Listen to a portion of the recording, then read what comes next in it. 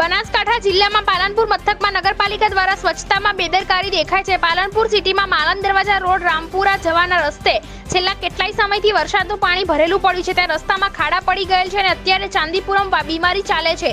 જ્યારે એ વિસ્તારના આજુબાજુમાં જે લોકો રહે છે એમને બીમારીના ઝપેટમાં આવવાની તૈયારી છે। આ મચ્છર એ વિસ્તારમાં ગંદકીમાં દેખાય છે। લોકોના ઘરોમાં પણ આ મચ્છરની ઉત્પાદન થઈ છે। આ પાણીનો નિકાલ કરવા માટે અનેકવાર નગરપાલિકાના અધિકારીઓ સાથે વાતચીત કરતા કોઈ યોગ્ય જવાબ મળ્યો નથી। આ સાહેબને ફોન કરો, બીજા સાહેબને ફોન કરો એવો જવાબ મળે છે।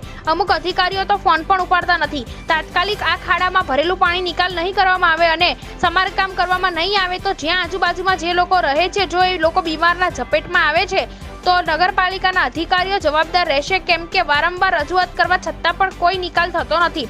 ડમ્પિંગ સાઇડનો રસ્તો પણ છેલ્લા 3 મહિનાથી બ્લોક છે। ત્યાં આજુબાજુ લોકો એમ કહે છે કે અહીંયા દારૂની પણ સ્મેલ આવે છે। આ ગંદકીમાંથી અને મચ્છરોનું ઉત્પાદન દિનમાં દિન વધતો જાય છે। તો શું નગરપાલિકાના અધિકારીઓ એમને કામગીરી કરશે અથવા રાજીનામું આપી દે છે કે અમારાથી આ કામ નહીં થાય, એવું ચર્ચાનો વિષય બની રહ્યો છે। અને આરોગ્ય ટીમ પણ આવે છે, પાણીમાં 4 છાંટા નાખે છે દવાના, એના સિવાય કશું કામ કરતા નથી। તો આરોગ્ય ટીમ દ્વારા પણ આ વિસ્તારમાં ધુમાડો અને દવા છાંટવામાં આવે તો મચ્છરનો ઉત્પાદન ઓછો થાય, નહીતર અવારનવાર સમયમાં કોઈ પણ વ્યક્તિ બીમાર થશે, નગરપાલિકાને આરોગ્ય જવાબદાર રહેશે એવી લોક મુખે ચર્ચા થાય છે। નૈનાબેન પરમાર, પાલનપુર, બનાસકાંઠા।